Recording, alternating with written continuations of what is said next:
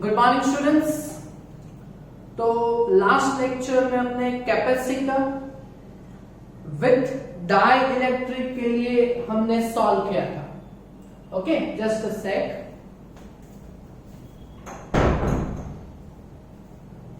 Okay, तो अभी उसी कैपेसिटर विथ डाई इलेक्ट्रिक के बेस हमारे पास लास्ट टू न्यूमेरिकल्स हैं। Okay, one is exercise number 9 and other is illustration number 8. Okay, तो यहाँ पे हमारा कैपेसिटर विथ डाई इलेक्ट्रिक का कॉन्सेप्ट खत्म होगा। ओके, चलो लेट मी स्टार्ट। अच्छा, तो हमने कुछ ऐसे स्टडी किया था कि अगर कैपेसिटर की दो प्लेट के बीच फ्री स्पेस हो, दैट इज एट, तो उसका कैपेसिटेंस था epsilon 0 capital A by D। Okay, और अगर बीच में पूरा डाई इलेक्ट्रिक स्लैब अगर आ जाए D डिस्टेंस पे, ओके, तो उसका कैपेसिटेंस जितना भी पहले था उसका K टाइम्स होता था। K that is dielectric constant for an insulating material. Okay, चलो तो यहाँ पे एक्सरसाइज नंबर 9 अपने टेक्स्ट में देखोगे। एक्सरसाइज नंबर 9 तो which is connected with exercise number 8। Okay, चलो तो question is capacitor has area of 6 into 10⁻³ metre square capital A and distance between plate is distance small b that is 3 mm. mm means 10⁻³ okay. अच्छा, तो अभी यहाँ पे क्या find करना है, what happen when if thick mica sheet, mica that is an insulating material of 3 mm is inserted और साथ में है dielectric constant. Just a sec, यहाँ पे जो माइका शीट है उसका डाई इलेक्ट्रिक कांस्टेंट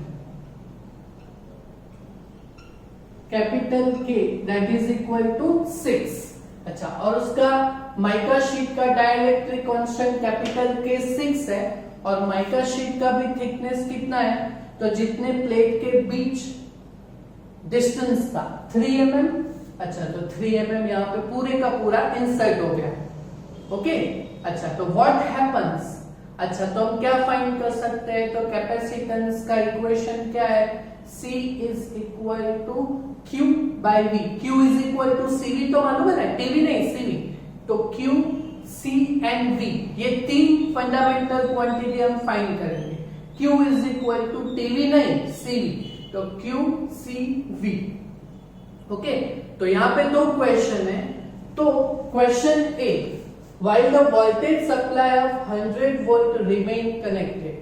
अच्छा, कैपेसिटर को चार्ज करने के लिए, चार्ज डिपॉजिट करने के लिए, उसके लिए हमें सप्लाई तो चाहिए voltage that is 100 volt. Okay, तो हमें Q, C और V ऐसे तीन क्वांटिटी फाइंड करनी है। चलो, तो पहले कैपेसिटेंस। अच्छा, कैपेसिटेंस ऑफ कैपेसिटर का इक्वेशन क्या है, epsilon 0 A by D। But यहाँ पे दो प्लेट्स के बीच थिक माइका शीट है। ओके, उसका डाइलेक्ट्रिक कांस्टेंट 6 है। अच्छा, तो कैपेसिटेंस K टाइम्स हो जाएगा। So capacitance of parallel plate capacitor epsilon 0 A by D, but K times हो जाएगा डाइलेक्ट्रिक कांस्टेंट। अच्छा, K का वैल्यू है 6, एप्सिलॉन 0 का value 8.85 into 10⁻12, capital A 6 into 10⁻³ divided by D, distance between two plate is 3 mm, 3 into 10⁻³ okay. चलो, तो फिर -3 तो कैंसिल हो जाएगा, 10⁻² का ऑर्डर। अच्छा, तो 10⁻12 में आएगा 6 into 8.85 into 6 divided by 3 करोगे तो आपका आंसर आएगा 106 into 10⁻12 कैपेसिटेंस फैराड। ओके, और 10⁻12 है तो that is pico, so 106 pico farad. Clear, समझ में आया? ओके, कैपेसिटेंस हो गया।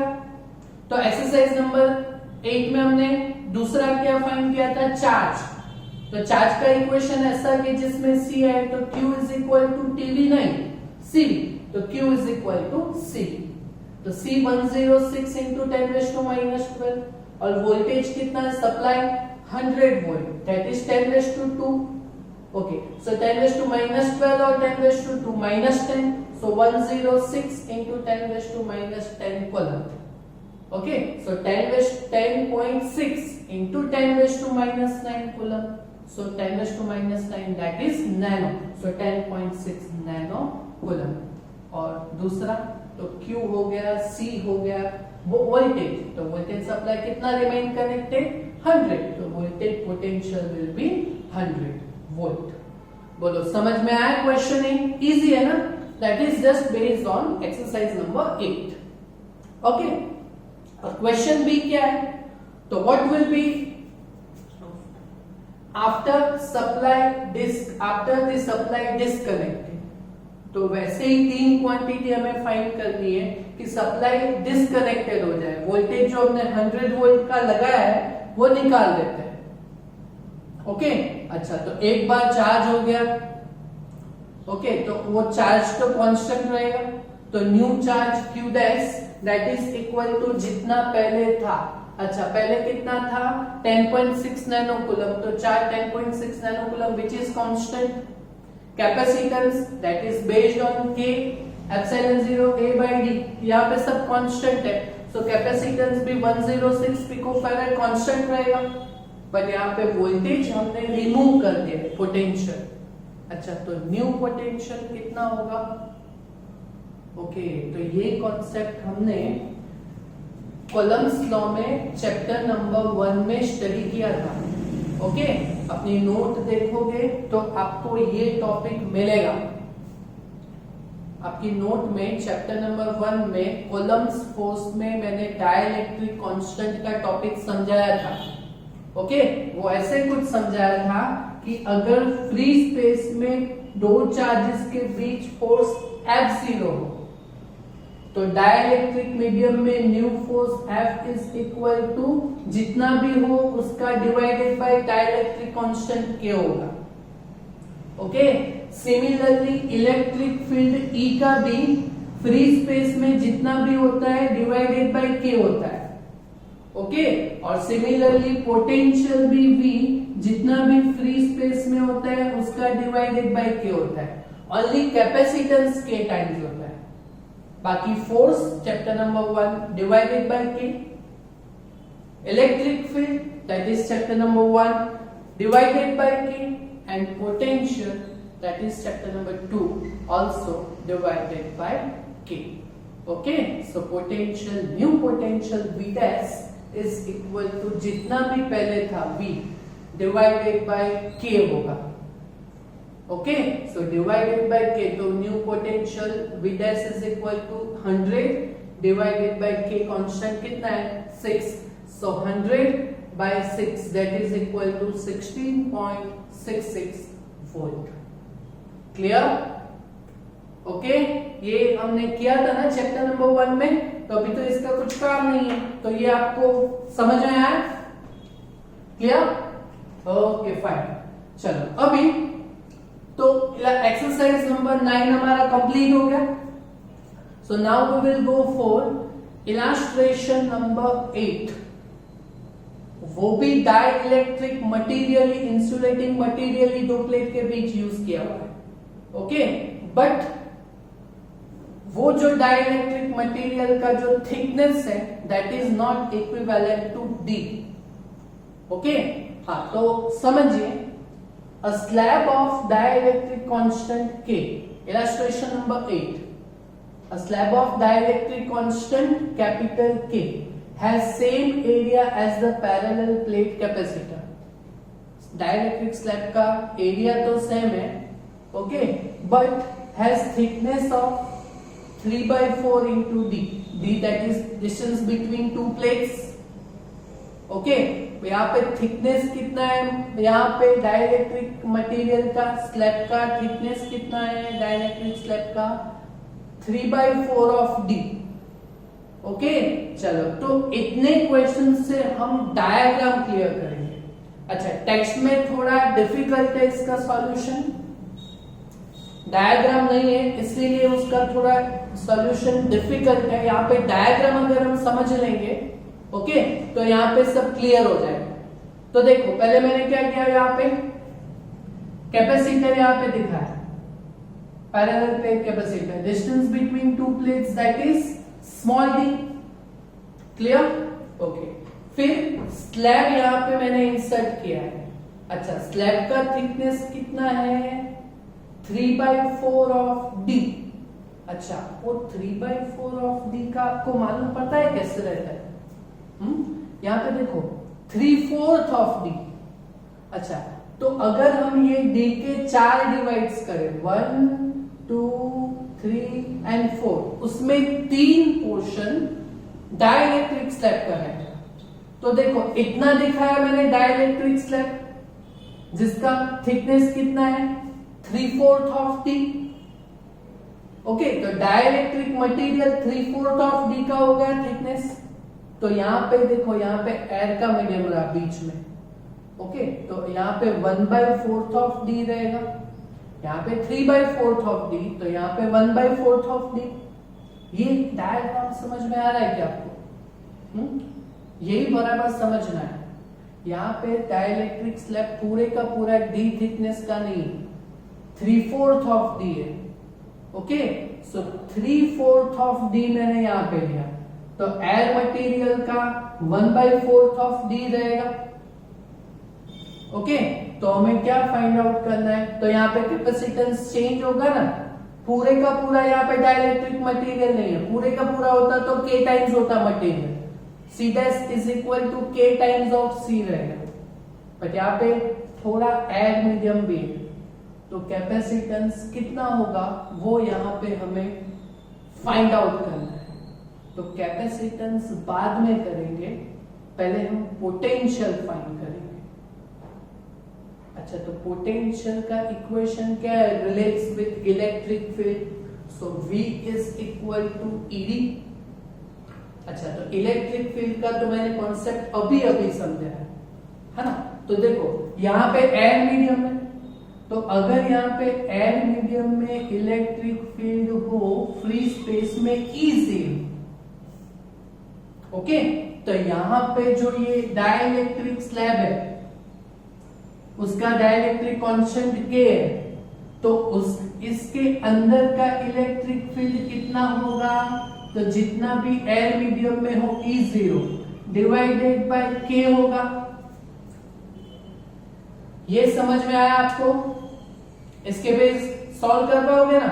ओके, तो बराबर समझिएगा, फ्री स्पेस में हमने इलेक्ट्रिक फील्ड दिखाया E0, तो डाइलेक्ट्रिक स्लैब के अंदर कैपिटल K डाइलेक्ट्रिक स्लैब के अंदर जो इलेक्ट्रिक फील्ड होगा वो जितना भी फ्री स्पेस में होगा उससे K डिवाइड में होगा। ओके चलो, तो फिर यहाँ पे पोटेंशियल का पहले यहाँ पे कॉन्सेप्ट में यूज करेंगे। पोटेंशियल एक बार आ जाए तो capacitance Q is equal to C, तो V is equal to Q/C से हो जाएगा सब। ओके चलो, तो पहले potential, new potential between two plates of capacitor V is equal to ED according हम करेंगे। Okay, so V is equal to ED के अकॉर्डिंग कैसे सॉल्व करेंगे, तो new potential V dash is equal to, यहाँ पे देखो ED का कॉन्सेप्ट 2 टाइम्स आ रहा है, एक फ्री स्पेस में आ रहा है और एक डाइलेक्ट्रिक स्लैब के अंदर आ रहा है। Okay, so V is equal to ED का कॉन्सेप्ट हम फ्री स्पेस प्लस यहाँ पे डाइलेक्ट्रिक मटेरियल के अंदर ED 2 टाइम्स यूज करेंगे।